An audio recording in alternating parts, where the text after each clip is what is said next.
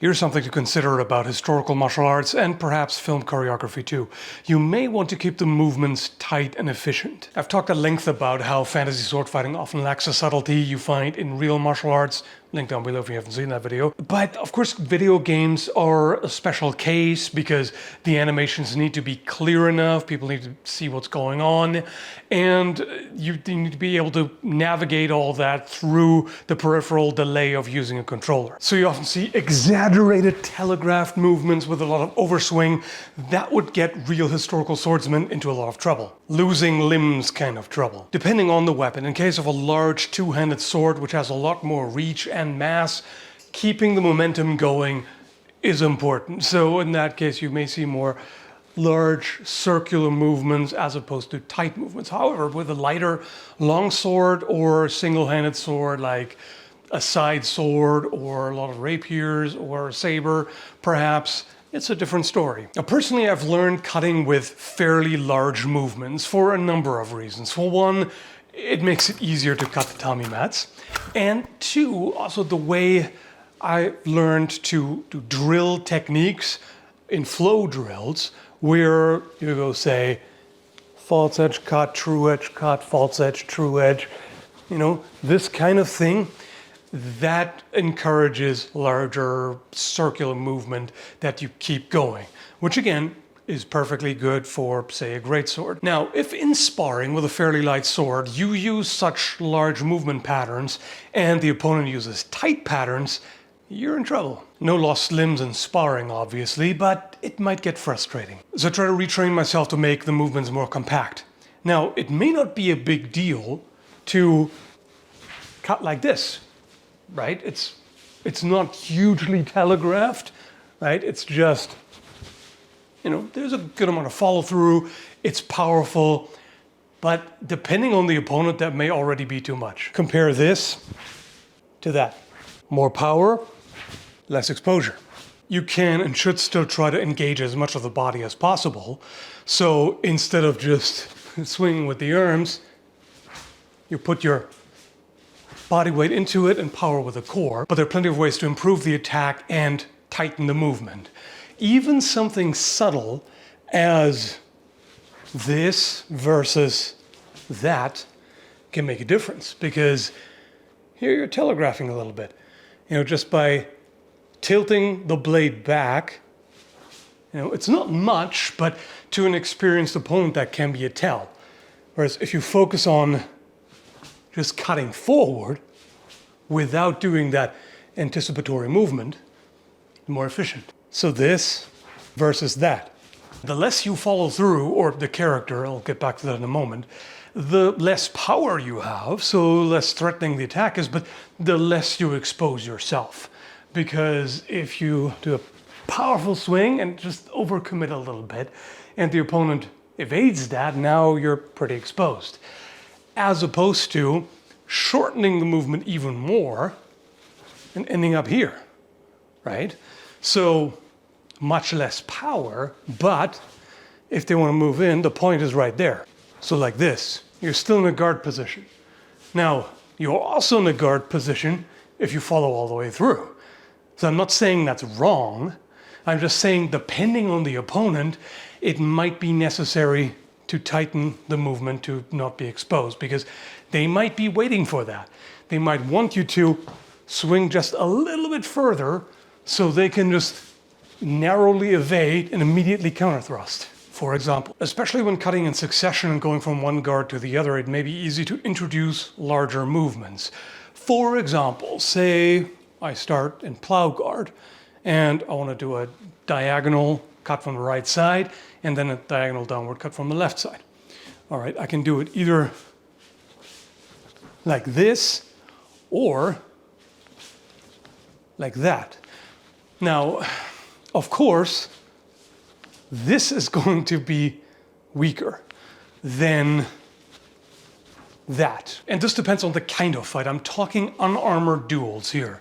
If the opponent is armored, even if it's just a gambeson, yeah, then this is probably not going to be enough. Even if you put your body weight into it and just try to cut as hard as possible, it's probably not going to be enough to get through the gambeson and do sufficient damage. But even then, it's possible to make it more efficient. Instead of this, it can be, you can probably hear by the sound that this is still plenty of power and velocity. So when cutting in the pattern I just mentioned, I find it useful to focus on not allowing the blade to leave my field of vision, right? So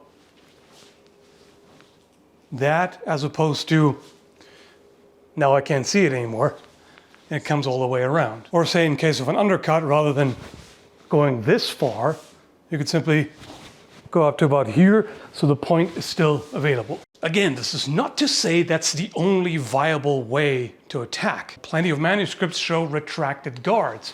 It can be anything from here to even very retracted.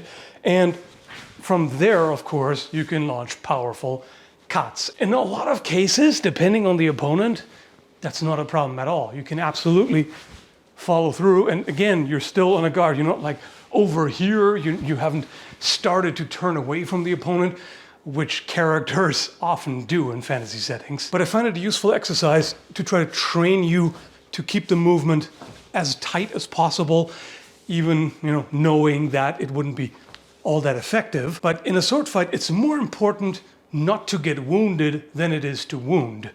So if you land a cut that's too weak, doesn't even get through the clothing perhaps, as long as you don't expose yourself, that's okay. The tricky thing about that is how to score it in HEMA tournaments, which is why some, or maybe many, HEMA tournaments require a certain minimum amount of rotation. You can't just go like this and call it a valid hit. It needs to travel a little bit further. And in my opinion, that is indeed important to prevent a wiggle fest to just chase points. But in a real unarmored, again, sword fight, it's perfectly viable. And even if you don't want to spar or compete that way, it's still a useful exercise because it teaches you to be more efficient with your movements. As opposed to doing a big old swing like that, just practice every now and then to try to lead with the point and eliminate any kind of anticipatory movement and try to make it as tight as possible. And the as possible part in as tight as possible matters here. Because, for example, from this guard, if I just want to lightly raise the blade and then cut from there, like this, that is really weak. Now, it could be okay, but I find it more reasonable to do a bit of a circle here, right? Particularly with a single-handed sword, because you don't have the benefit of the other hand helping out, being able to pull while the main hand pushes, things like that. So you might have to do it this way. And that makes perfect sense because, for example, if you're trying to bait a cut to your leg by leaning forward a little bit and kind of sticking out the leg, not too obviously, but if they then go for it, you do a leg void, step back, and then circle the sword around and then cut. That gets the sword out of the way too. Because you could just as well use that if they try to beat the sword aside. They go for a beat, you remove the sword and counter like that. So why would that matter for choreography if your main goal is not to represent historical martial arts as accurately as possible? Well, it could be a way of showing why one character is more skilled than the other. Showing rather than telling. If you have two characters in a sword fight, the one has larger movements and just keeps swinging around, and the other is very precise, even if it might be harder for the audience to see, not necessarily depending on how you're doing and how you're framing and everything. Either way, the audience will get a feel for, okay, this character is more competent, precise, confident maybe even, while the other is just relying more on brute force, right? And that's what makes the cut, no pun intended. And I'd say we've seen this kind of thing before in a very different context with different weapons.